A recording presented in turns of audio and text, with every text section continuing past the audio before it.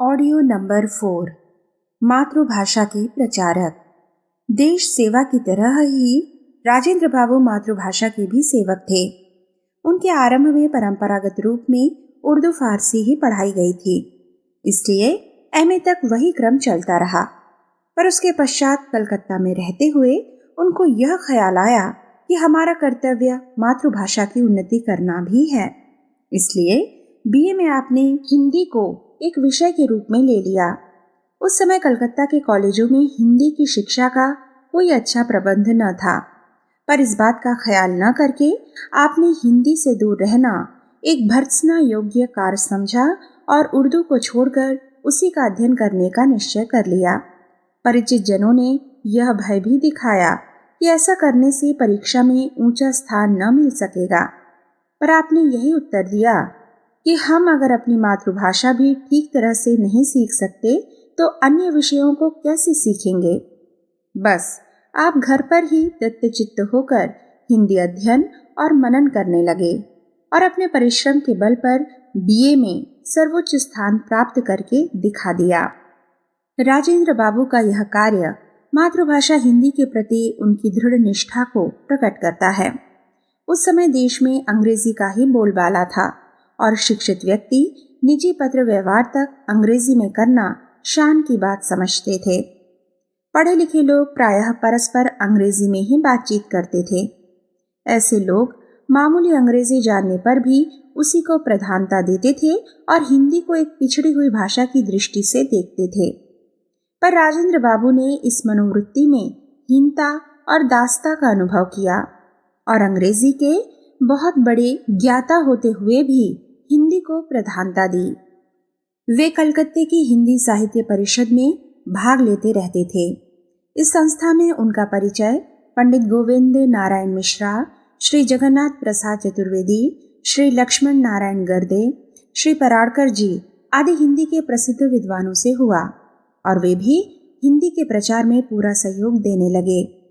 वे साहित्य परिषद में प्रायः निबंध आदि लिखकर सुनाते और वहां होने वाली वाक प्रतियोगिताओं में भी सदैव भाग लिया करते थे। समाचार पत्रों में भी उनके लेख प्रकाशित हुआ करते थे।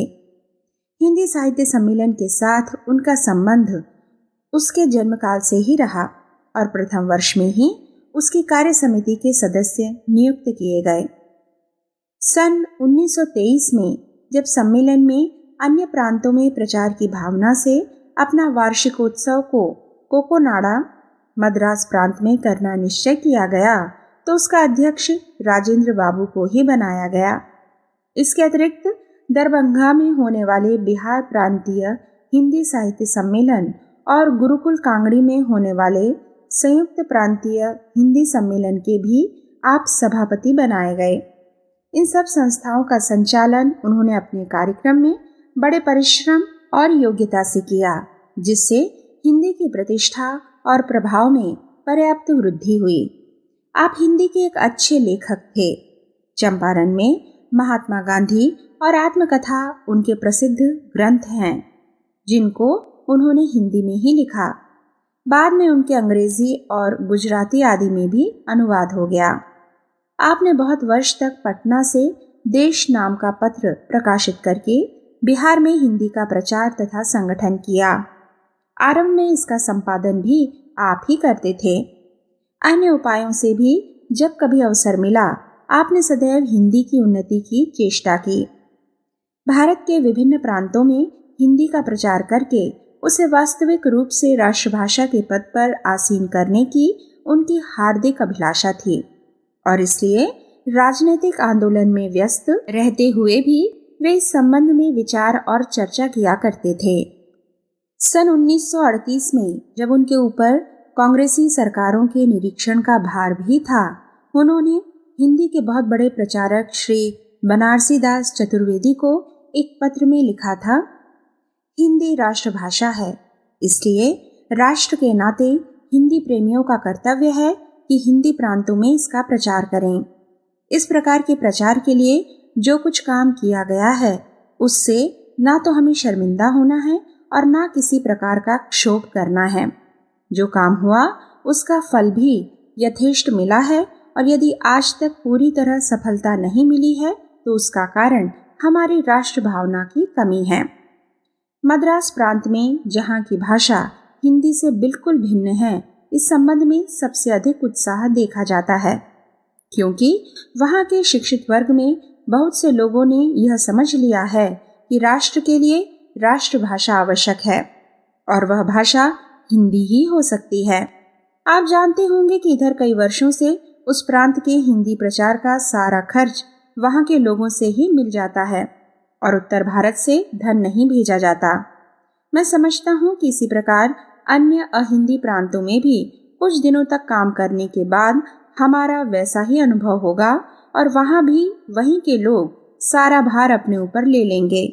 इसमें अगर कुछ विलंब होता है तो हमको ना तो निराश होना चाहिए और ना घबराकर हाथ पर हाथ रखकर बैठ जाना चाहिए। हिंदी प्रचार को मैं भीख की झोली नहीं मानता और न यह मानता हूँ कि इसके पीछे कोई द्वेष बुद्धि है। इसका एकमात्र उद्देश्य है सारे देश के लिए एक राष्ट्रभाषा का प्रचार। किसी भी प्रांतीय भाषा को मिटाने या कमजोर करने की इच्छा किसी के दिल में व स्वप्न में भी नहीं आई और न आएगी।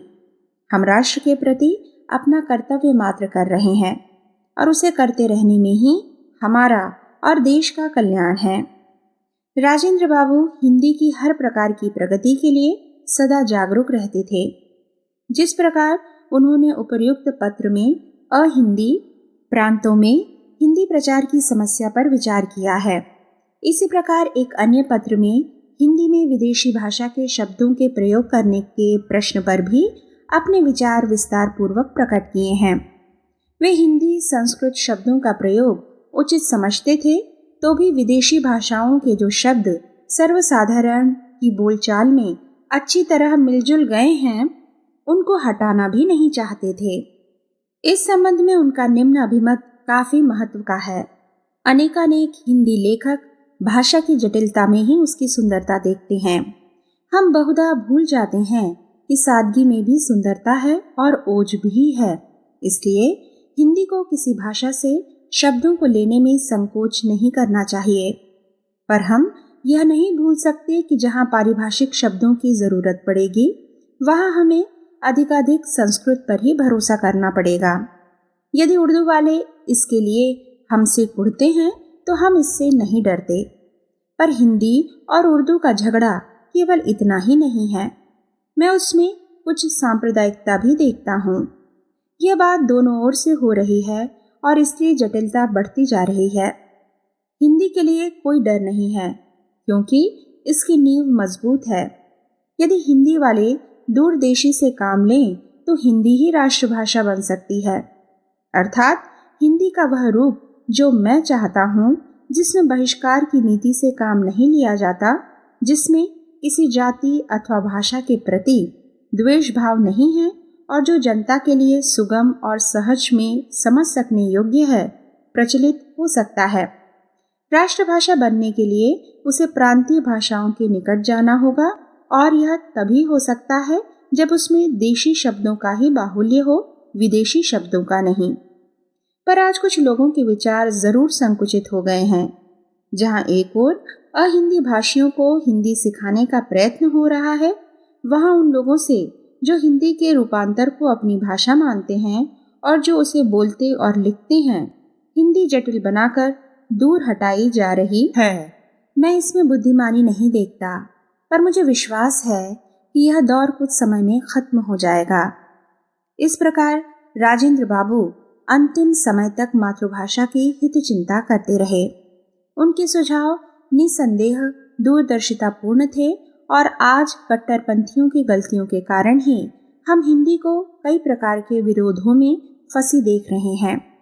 भाषा एक सदैव विकसित होने वाली चीज है और यदि उसे बंधनों में जकड़ा जाएगा, उसकी शब्द संपत्ति को निरंतर बढ़ने से रोक दिया जाएगा, तो उसका ह्रास अनिवार्य हो जाएगा।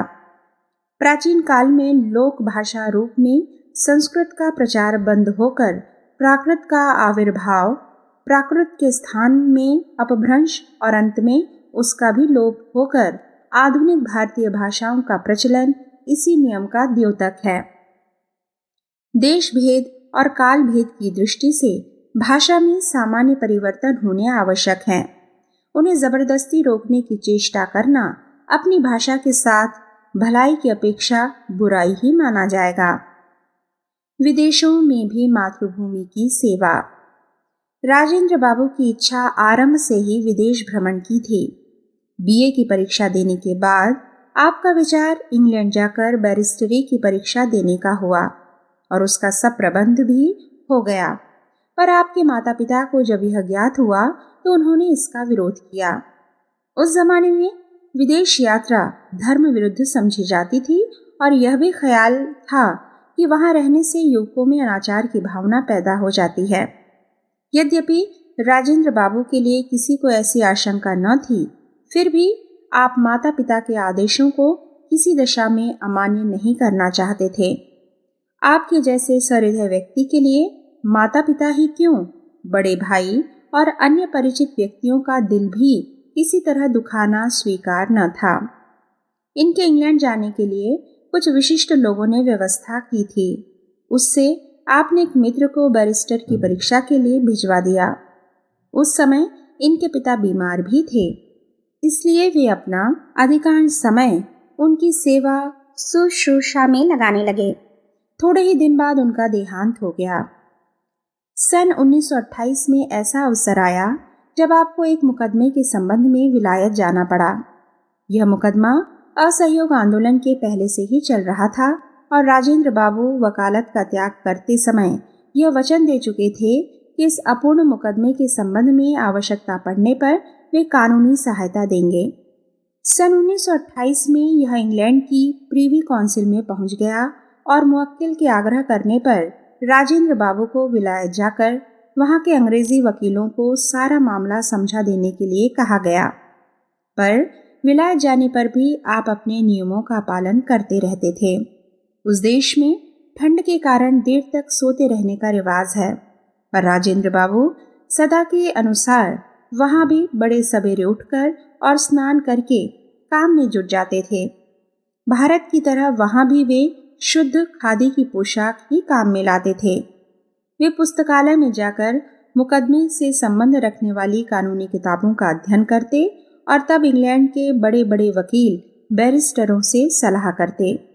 इसलिए आरंभिक दिनों में तो उनको इंग्लैंड के दृश्यों तथा व्यक्तियों को देखने सुनने का बहुत कम अवसर मिला। पर जब मुकदमे में समझौता हो गया तब आपने इंग्लैंड के साथ ही Germany, France, Italy, Switzerland, Holland आदि कई देशों की सैर की और वहां भी भारत के हितार्थ जितना संभव था कार्य किया। उस समय ऑस्ट्रिया में एक अंतर्राष्ट्रीय युद्ध विरोधी सम्मेलन हो रहा था। भारत की राष्ट्रीय कांग्रेस का भी यही सिद्धांत था। इसलिए राजेंद्र बाबू उक्त सम्मेलन में भारत के प्रतिनिधि की हैसियत से सम्मिलित हो गए। जब सम्मेलन की कार्यवाही पूरी हो गई तो इनको एक सार्वजनिक सभा में युद्ध विरोधी प्रस्ताव पर भाषण करने के लिए निमंत्रित किया गया। पर उक्त प्रस्ताव के विरोधियों ने उस सभा पर आक्रमण कर दिया और राजेंद्र बाबू पर सड़े अंडे और फल फेंक कर मारे। इनको कुछ चोट भी आई, पर इन्होंने इसकी कुछ परवाह न की। इस घटना के कारण समाचार पत्रों में विरोधी दल की बहुत निंदा की गई। इंग्लैंड में आपने भारत के हितैषी व्यक्तियों से भी भेंट की। वहां पर कुमारी लिस्टर गरीबों की सेवा का कार्य करती रहती थीं और भारतवर्ष से भी उनको बड़ा प्रेम था। जब वे भारत आईं तो गांधी जी के आश्रम में ही ठहरी थीं। गांधी जी भी जब गोलमेज कॉन्फ्रेंस में भाग लेने इंग्लैंड गए तो कुमारी लिस्टर के घर पर ही ठहरे। राजेंद्र बाबू की उनसे भारत के संबंध में बहुत बातचीत हुई। राजेंद्र बाबू महात्मा जी की सहायिका मीरा बहन की माता लेडी स्लेट से भी मिले और उन्होंने बड़े प्रेम से इनका स्वागत किया। स्विट्जरलैंड में ये यूरोप के प्रसिद्ध अंतर्राष्ट्रीय ख्याति प्राप्त लेखक श्री रोमेरोला से मिले। रोमेरोला भारत के बहुत बड़े हितैषी थे और उन्होंने महात्मा गांधी के जीवन के संबंध में एक बहुत महत्वपूर्ण पुस्तक लिखी थी। सन 1927 में राजेंद्र बाबू लंका भी गए थे। वहां उन्होंने सम्राट अशोक की पुत्री संघमित्रा का लगाया हुआ बोधि वृक्ष देखा जिसके नीचे 2000 वर्ष से अधिक समय से निरंतर दीपक जलते रहते हैं। उसे देखकर राजेंद्र बाबू को विचार आया कि यदि इसी प्रकार उनके सदाकत आश्रम पटना में सदैव चरखा चलता रहे तो बड़ा अच्छा हो, पर यह विचार पूरा न हो सका।